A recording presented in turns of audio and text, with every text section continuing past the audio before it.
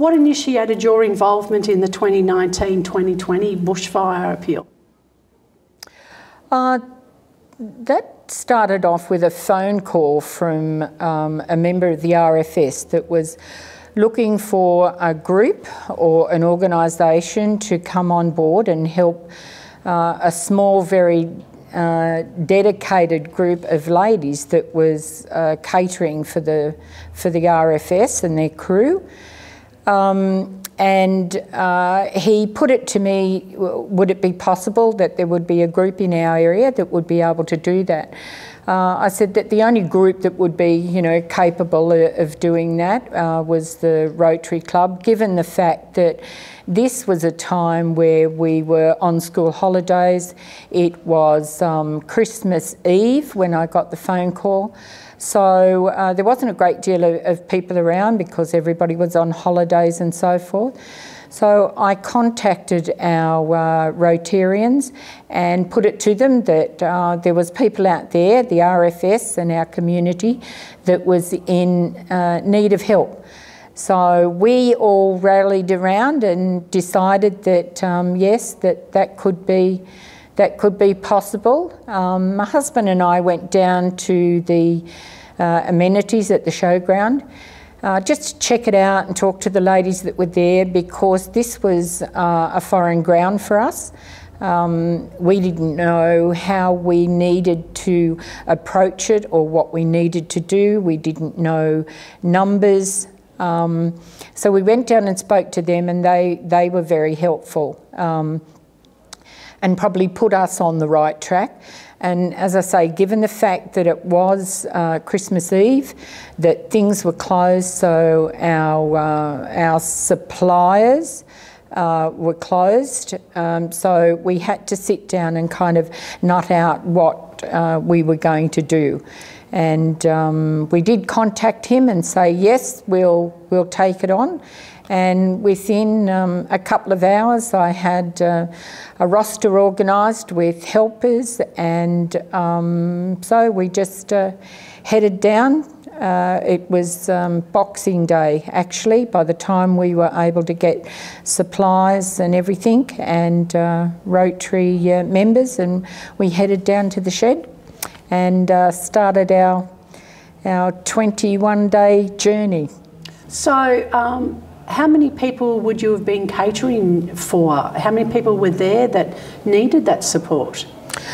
Helen, it was, the numbers fluctuated. So we could have a crew there. We did breakfasts and the evening meal.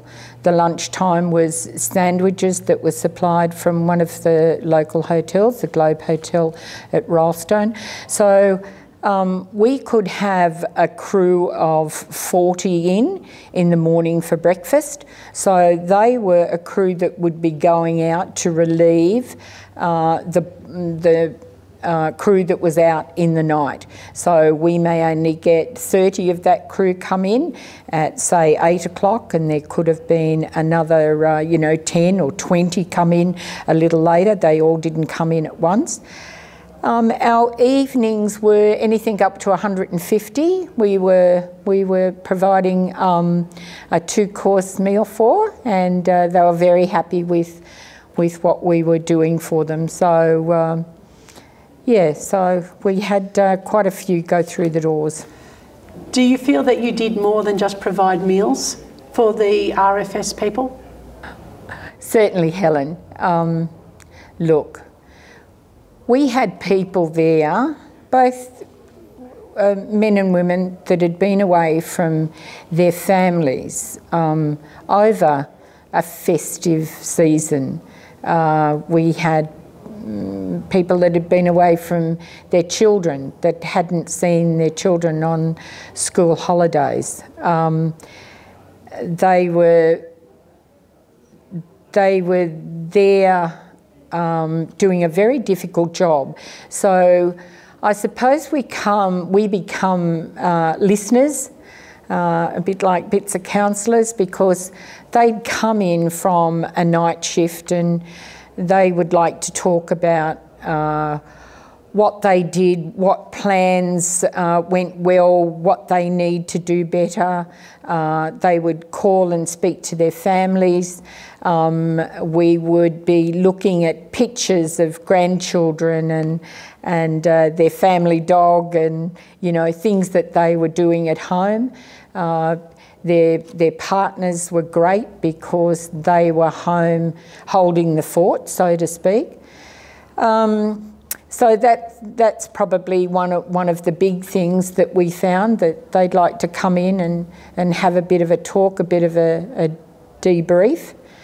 And I think it was just to be able to sit down and relax as best they could. So they'd come in and they'd have a meal, they'd have a full tummy, and then they'd have a bit of a talk and then go off and do whatever they had to do. What impact did the fires have on your family personally? Well, it did. It had a major impact. I felt at times that we kind of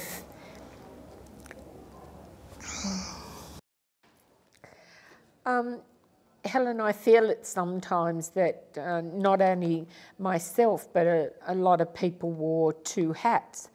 So we were volunteers looking after the RFS and the crew and the community helpers that were there.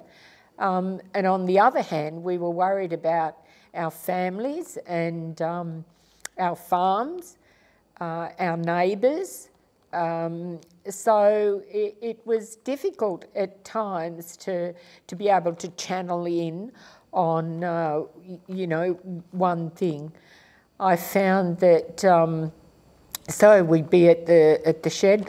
We had our family home for Christmas that year, our daughter and son-in-law from Ireland, and our other kids, and they all decided to chip in, and they were helping at the canteen. They were out doing, spot fires at the farm, and it makes you proud to think that, everybody pulls together. But we would finish up at the shed maybe about 10:30 at night, and out we'd go, and we'd go out to the farm, and I'd take dinner out for those, my husband and daughter or son, whoever was out there, and many a night we sat and had dinner on the bonnet of the car, watching the embers fly around, doing a walk around the perimeter of the hay shed and making sure that everything was okay. But yeah, it was hard. And not only that, you've got your neighbours, you want to make sure that your neighbours are okay, and just do your best, offer help where you can, and that's basically what we did. Yeah. Has the Rylstone-Kandos Rotary Club been involved in anything else that's since post the bushfires that has been fire related? Helen, because of the COVID, it's really restricted our Rotary organisation, as to most people, that there is only a certain amount of things that we can do.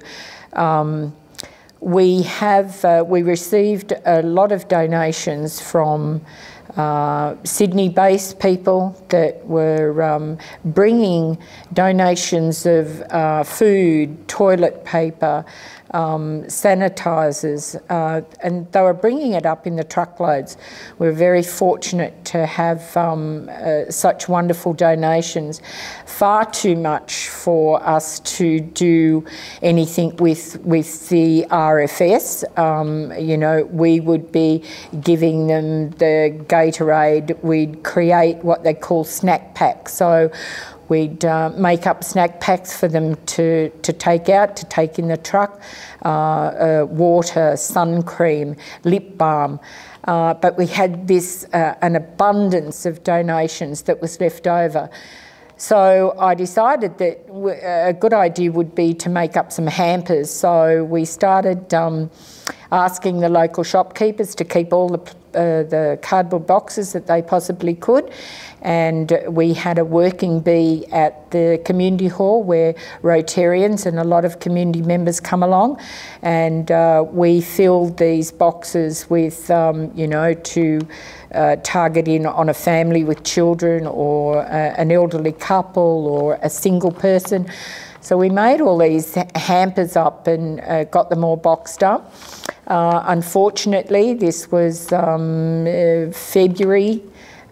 We did that, and then of course the COVID restrictions came, and we were in our local community hall where the things were stored. So unfortunately we weren't allowed access there, and that had to go on hold. But after that lifted and we were allowed back into the hall, my husband and I would go out each day with a ute load of hampers and deliver to our community and the wider area, wherever we could drop off a hamper.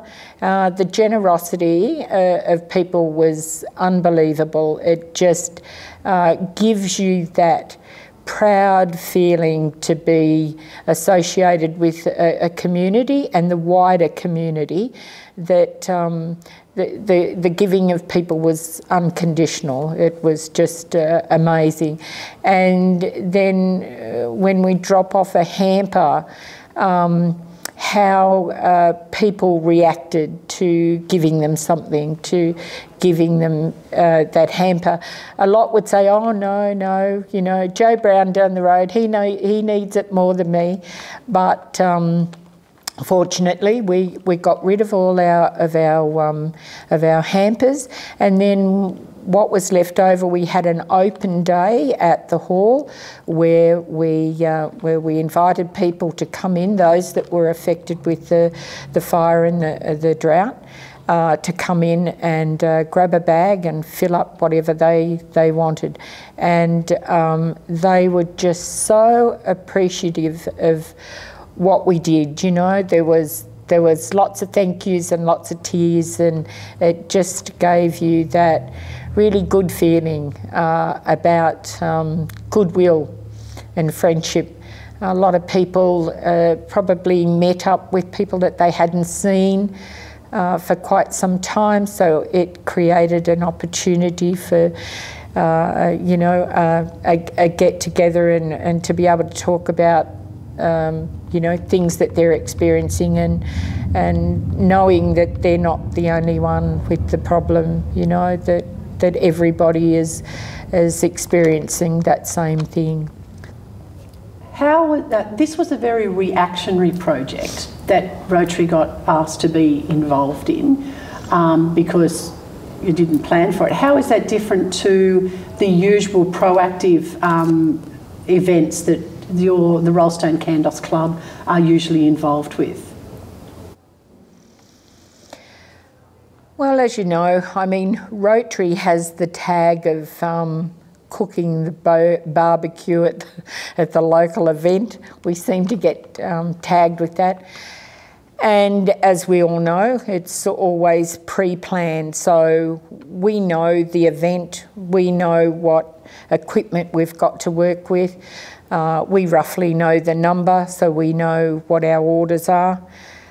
With the bushfire, that was just something way out of our ballpark. I'd never experienced catering for anything like that. So it was really a big learning curve as to that, you know, we need to be well prepared for those kind of things. And as I was saying, at this time it was the Christmas break. All the suppliers were closed down, So we had big difficulty in our small community to be able to get those resources that we needed. But there again, our local community rallied, and our butcher come down and opened up. We had bread delivered. We had orders coming through as soon as we could.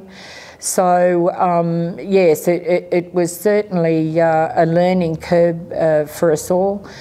Our local Rotary Club, luckily, you know, we have a barbecue and utensils and tables, so that worked out quite well. But as far as the catering side of things, because we're usually organised and we know our event, this was something that was certainly different, certainly. You speak with such pride. What do you think that you benefited from being involved in the whole process and being a part of, you know, the recovery of, or you know, what you were trying to achieve? The benefit.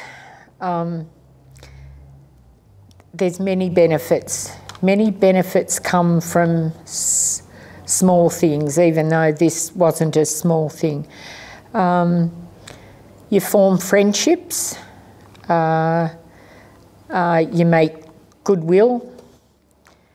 It's a sense of pride in that you've done something for somebody else that's going through a difficult time, and that was certainly not only me. It's the consensus of our whole community. It's about people coming together, helping one another when times are tough, and it really opened my eyes to see what it restores your faith in our human race.